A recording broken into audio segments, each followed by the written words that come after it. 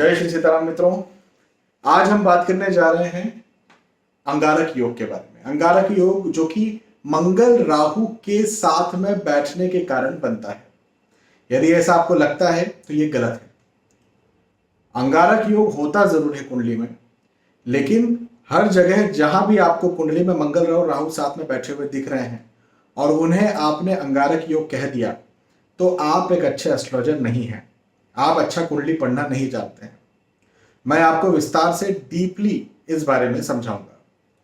अच्छा, मंगल राहु तो चलो ठीक है कि अंगारक योग कई बार बनाते भी हैं, कई बार नहीं भी बनता है, लेकिन मंगल और केतु जब साथ में बैठते हैं तो कुछ ऐसे महानुभाव एस्ट्रोलॉजर्स हैं जो खुद को तो एस्ट्रोलॉजर कहते हैं, लेकिन इन्होंने बहुत गहराई से चीजों को नहीं समझा।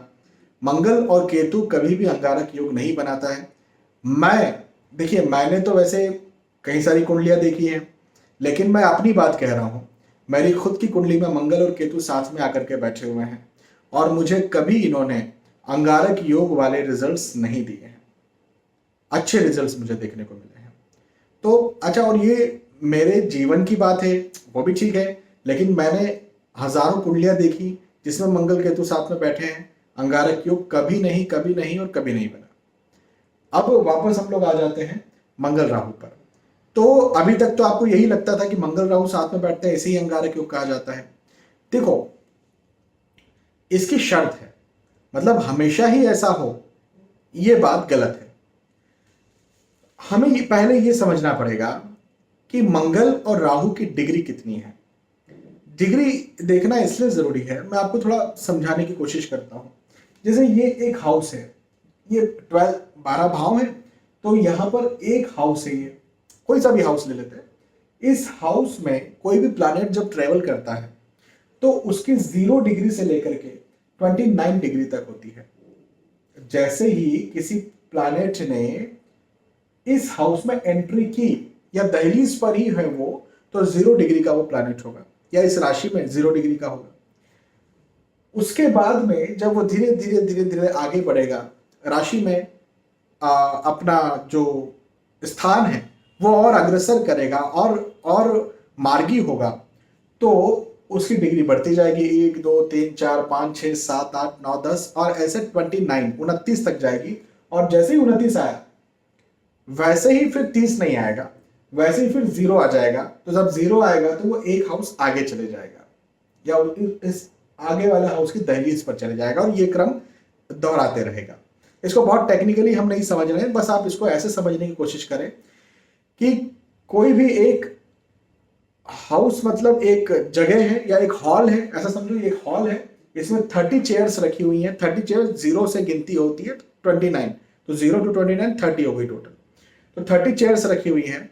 तो इसमें कोई भी प्लैनेट किसी एक चेयर पर बैठा और वो आगे बढ़ते जाता है या कई बार पीछे भी होते जाता है, जिसको वक्री पीछे होने को वक्री कहते हैं। एग्जैक्टली वो पीछे होना नहीं होता, उसके बारे में भी मैंने कई बार समझाया है, लेकिन एक सामान्य बोलचाल की भाषा में आप समझे कि पीछे भी होते जाता है, आगे भी होते जाता है। तो ऐसी स्थिति में मान के चले कि जैसे 30 चेयर्स हैं, तो मंगल जो है वो 1 नंबर की चेयर पे बैठे हुए हैं, मतलब उनका डिग्री 1 हो गया। वहीं पर राहु मान ले कि 28 नंबर की चेयर पर बैठे हुए हैं। या ये कह सकते हैं कि राहु का डिग्री 28 है। तो अब मंगल का डिग्री 1 है, राहु का डिग्री 28 है। मंगल पहली चेयर पे बैठे हैं, राहु 28 नंबर की चेयर पे बैठे हैं। तो इनके बीच में कितनी दूरी हो गई?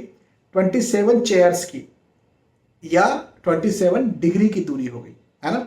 जब 27 डिग्री या 27 चेयर्स की दूरी हो गई, तो ऐसी स्थिति में ये तो बहुत दूर हो गए ना। आप किसी हॉल में 1 नंबर की चेयर पे बैठे हैं, आपका फ्रेंड 28 नंबर की चेयर पे बैठा है, या आपका कोई शत्रु है 28 नंबर की चेयर पे बैठा है, तो ना आप उससे मित्रता निभा पाएंगे, ना आप उससे शत्रुता निभा पाएंगे, क्योंकि बहुत दूर बैठा है ना आपसे। तो ऐसे ही यदि यहां पर मंगल राहु के साथ कोई स्थिति बनी, तो यह अंगारक योग कैसे हुआ? क्योंकि अंगारक योग के लिए तो भाई कोई भी योग का मतलब क्या होता है? जुड़ना।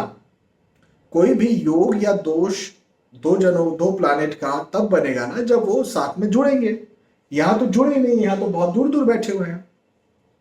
समझ में आ रहा है?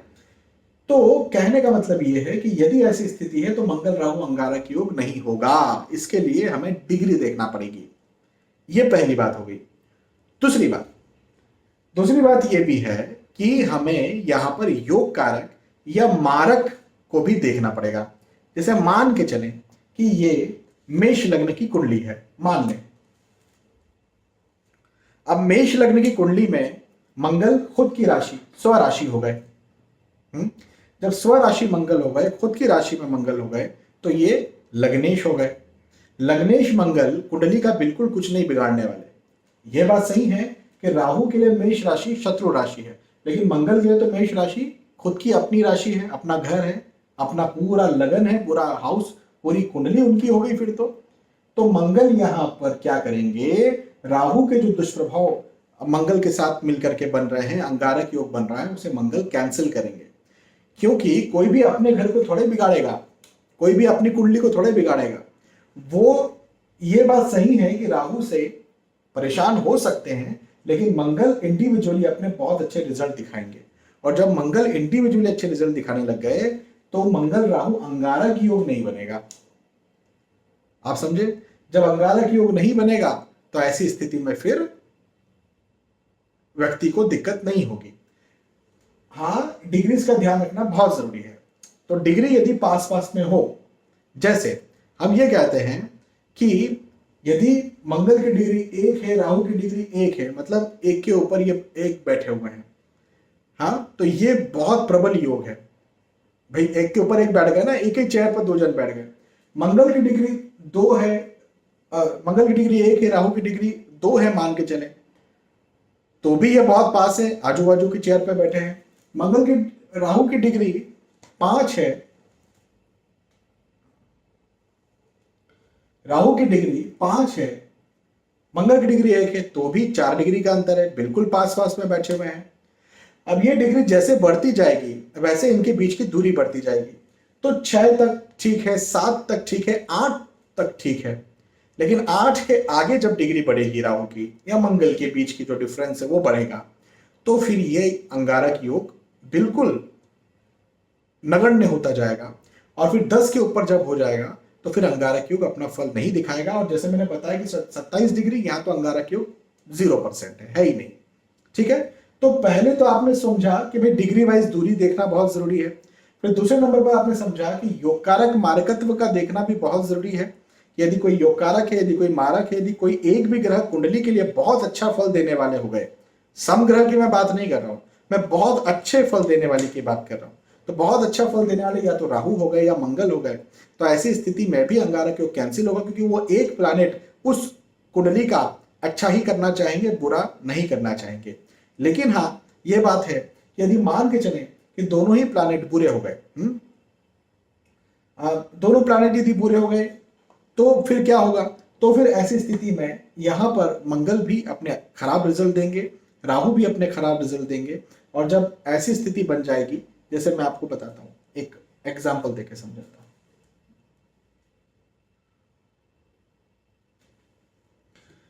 मान लें कर्क लग्न की कुंडली, ये 4 नंबर लिखा हुआ है ना। 4 नंबर में मंगल जो है वो नीच राशि स्थित हो जाते हैं, ठीक है, और राहु 4 नंबर में जो है वो खराब होते हैं। 4 नंबर क्या है? कर्क राशि, कैंसर असेंडेंट, ये चंद्र की कुंडली होती है। तो ऐसी स्थिति में राहु भी खराब हो गए, चंद्र की राशि में राहु भी खराब फल दे रहे हैं, नीच राशि स्थित मंगल तो अच्छे फल देंगे ही नहीं, वो भी खराब फल दे रहे हैं। और यहाँ पर डिग्री वाइज भी बहुत पास पास में मान के चले आकर के बैठे हुए हैं, तब जाकर के इसे अंगारक योग, अंगारक दोष माना जाएगा। अब जरूरी नहीं है कि यह पहले ही भाव में हो, यह किसी भी भाव में हो सकता है। तो हमें पहले डिग्री देखना है, दूसरे नंबर पर वो योग कारक है, मारक है, इस बात को समझना है, इस बात को देखना है। हाँ, और फिर ये भी सही है कि लग्न कुंडली के 6वें, 8वें और 12वें भाव में यदि मंगल राहु बैठेंगे और डिग्री वाइज क्लोज बैठेंगे, भले ये कुंडली के लिए योग कारक या मारक है, ये अंगारक योग बनाएंगे, डिग्री वाइज क्लोज होंगे तो यहां पर बहुत सारी शर्त होती है जिसे देखना बहुत ज्यादा जरूरी होता है। यदि आपको ये नहीं पता कि मंगल कहां पर अच्छे फल देते हैं, कहाँ पर बुरे फल देते हैं, क्योंकि इतने सारे, मैंने तो 4 नंबर 1 नंबर के बारे में भी बताया, ऐसे 1 से लेकर 12 तक नंबर होंगे, मतलब मेष राशि से लेकर के मीन राशि तक होगी, और वो फिर केवल इस हाउस में नहीं होगी, सारे हाउसेस में होंगी। तो ये तो बहुत सारी प्रॉबिलिटीज बन जाएंगी। तो इसके लिए यूट्यूब चैनल VS एस्ट्रोलॉजी की playlist astrology lesson in Hindi में मैंने बड़े विस्तार से समझाया है। तो आप इस प्रकार से सर्च कर सकते हैं कि Mars in first house, Mars in second house, Mars in third house करते हुए मार्स इन 12th हाउस तक देखिए, और राहु इन फर्स्ट हाउस से करते हुए 12th हाउस तक देखिए। इंडिविजुअली आपको समझ में आ जाएगा कि मंगल राहु किस कुंडली में अच्छे या खराब फल देते हैं। आप कहेंगे तो मैं अलग अलग हाउसेस में भी अलग अलग लग्न की कुंडली के आधार पर आपको बता दूंगा, समझा दूंगा अगले वीडियो में कि मंगल और राहु यानी अंगारक योग कौन सी कुंडली में बनता है, कौन सी कुंडली में नहीं बनता। लेकिन इसके लिए आपको कमेंट में बताना पड़ेगा कि आप वो वीडियो चाहते हैं, तो फिर मैं वो वीडियो बनाऊं, क्योंकि वो वीडियो बनाने में बहुत लंबा वक्त लग जाएगा। आज के दिन तो पूरा नहीं हो सकता, पता नहीं कितने 12 वीडियो समथिंग मुझे बनाने पड़ेंगे शायद।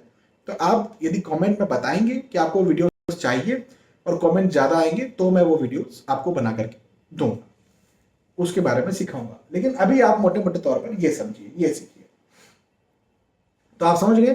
अच्छा, अब मंगल मान के चलें किसी कुंडली में अंगारक योग बन गया, तो उसके क्या दुष्प्रभाव हैं। देखिए, अंगारक योग के जो दुष्प्रभाव हैं वो ये है कि व्यक्ति बहुत गुस्सैल हो जाता है। व्यक्ति का टेम्पर, मैंने कई अंगारक योग वाले लोगों को देखा है, इनसे आप ना बात नहीं कर सकते।